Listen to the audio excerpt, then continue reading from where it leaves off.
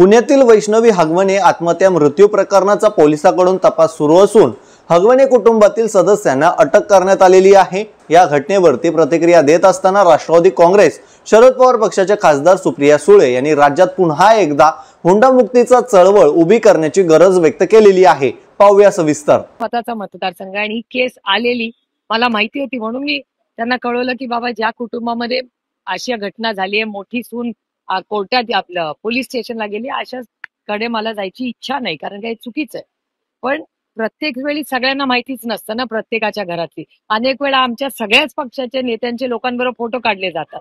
काय कधी कधी आम्ही एअरपोर्टला असतो, एअरपोर्टला ट्रेन स्टेशन असेल, बस स्टँड असेल, आम्ही अनेक ठिकाणी जातो। मी सकाळी रोज वॉकला जाते, कुठेही शहरात असेल, कोणी माझ्यावर फोटो काढतो आणि मी हो म्हणते, कारण शेवटी ते महाराष्ट्राचे किंवा देशाचे नागरिक आहेत। आम्हाला काय माहिती त्याचे काय केसेस आहेत, त्याच्यामुळे इतका हार्ड अँड फास्ट ते करता येणार नाही। आम्ही शेवटी लोकप्रतिनिधी आहोत, सगळ्याच पक्षाचे सगळे लोक। मला एवढा विश्वास महाराष्ट्राच्या सगळ्याच पक्षांवर आहे की जिथे एखाद्या सुनेवर अशी म्हणजे अशी एवढी क्रूर घटना घडेल, महाराष्ट्रातला कुठलाही राजकीय पक्ष हे सहन करणार नाही, एवढा माझा महाराष्ट्रातल्या मायबाप सगळ्या पक्षांवर तेवढा माझा विश्वास आहे। नवरा असेल याच्यावर सुद्धा ताबडतोब कारवाई करणं अपेक्षित होतं का? म्हणजे मला वाटतं मान्य आहे की हजारो कार्यकर्ते असतात, हजारो पदाधिकारी असतात, परंतु जेव्हा अशी एखादी घटना घडते तर पक्षाच्या वतीनं सुद्धा ताबडतोब कारवाई करणं गरजेचं आहे। मला वाटतं त्यांच्या पक्षाने केली वाटतं कारवाई, तुमच्या चॅनलवर मगाशी आलं होतं। पण मला काळजी एकाच गोष्टीची आहे की पक्षाने केली, माननीय मुख्यमंत्र्यांचं स्टेटमेंट आलं, या सगळ्या चांगल्या गोष्टी आहेत। फक्त ते दोघं मिसिंग आहेत, हेच दुर्दैवी आहे। त्या दोघांना अटक झालीच पाहिजे आणि झिरो टॉलरन्स अशा कुठल्याही पक्षात, आणि मला वाटतं समाजात कुणाच्याही घरात किंवा कुठल्याही पक्षात अशा बाबतीत कुठलंही राजकारण न आणता या सामाजिक प्रश्नामध्ये आम्ही सगळ्यांनी ताकदीने याचा विरोध करून अशा लोकांना शिक्षा ही झालीच पाहिजे आणि त्या टाइम बाउंड मॅनर मध्ये झाली पाहिजे। उगा आता 4 वर्ष 5 वर्ष केस चालली नाही चले। अंजली दमन यांना एक ट्विट केलेलं आहे, त्यांना आरोप केलाय की वैष्णवीचे जे मामे सासरे राईचे सुपेकर त्यांचा खरं या संपूर्ण प्रकरणी दबाव आहे, ज्यांच्यावर 500 कोटीच्या घोटाळ्याचा आरोप देखील आहे, त्याची देखील चौकशी सुरू आहे। तर त्या सगळ्या प्रकरणामध्ये कुठेतरी एक भूमिका ठाम घेणार आहे की यांच्या विरोधात कुठेतरी दबाव नाही आला पाहिजे या सगळ्या। नाही, मी स्वतः आता भूमिका घेतलेली आहे। काल मी सगळ्या चॅनलशीच बोलताना म्हणाले की जसं संतोष भाऊसाठी आपण सगळे माणुसकीच्या नात्याने, मग मीडिया म्हणून तुम्ही नाही पण माणुसकी म्हणून आपण सगळे महाराष्ट्रात एक झालो, तसं याही गोष्टीमध्ये ताकदीने मीडियाचे मी जाहीर आभार मानते की संतोष भाऊच्या केसमध्ये तुम्ही एवढ्या ताकदीने कुठलाही दबाव, म्हणजे या प्रत्येक कॅमेरामॅनचे आभार मानते। प्रत्येक कॅमेरामॅन मला आठवतंय परत आल्यावर बीडवरनं अर्धे रडले होते, नाही तर म्हणले होते ताई आम्ही घाबरलेलो, आम्ही व्हॅन्स मध्ये लपलो होतो, अशी परिस्थिती बीडमध्ये होती। यानीच सगळ्यांनी जाय, म्हणजे यांचा पण कौतुक केलं पाहिजे आपण की त्यावेळी संतोष भाऊची स्टोरी साठी तुम्ही सगळ्यांनी शौर्य दाखवलं, तसंच या केसमध्ये आपण सगळ्यांनी दाखवलं पाहिजे। आणि ह्या अशा काहीतरी उदाहरण करून या महाराष्ट्र सरकारने दाखवलं पाहिजे की परत कुठल्याही व्यक्तीला, त्याच्या घरातली लेक असू दे किंवा सून असू दे, तिच्यावर हात उगारायची हिंमत झाली नाही। मलाही फॉर्च्युनर गाडीसाठी अर्ज करण्यात आला होता, त्यासाठी अर्ज।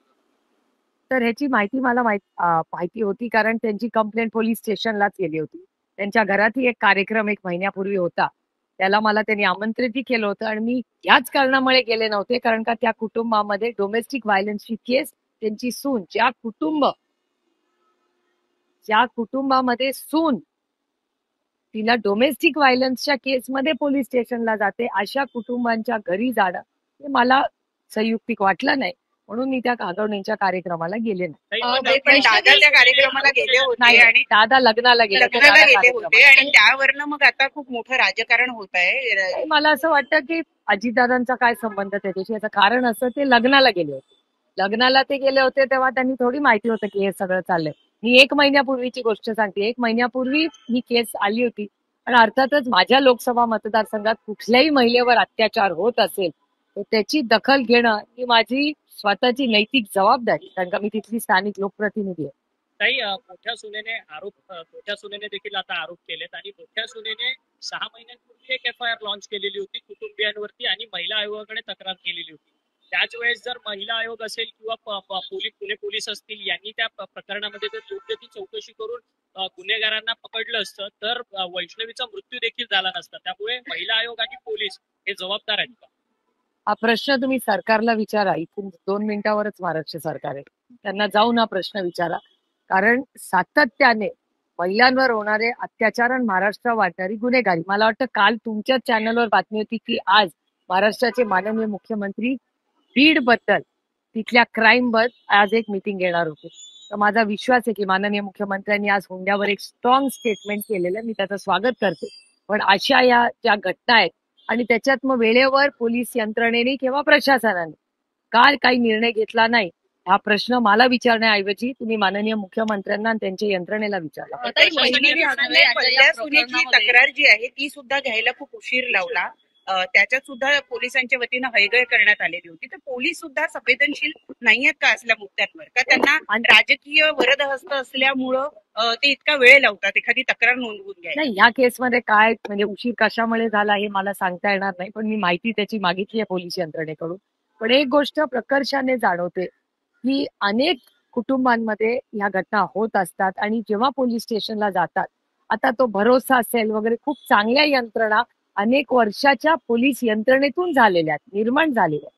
म्हणजे जेव्हा महिलांच्या साठी आरक्षणाचा निर्णय आदरणीय पवार साहेबांनी घेतला त्यावेळीच हे सगळे कौटुंबिक हिंसाचार वगैरे सगळे विषय. शिकलेली लोकही चुकीचे वागत असून समाजात जागृती निर्माण करण्याच्या नव्याने आवश्यकता असलेल्या त्या म्हणाल्या होत्या.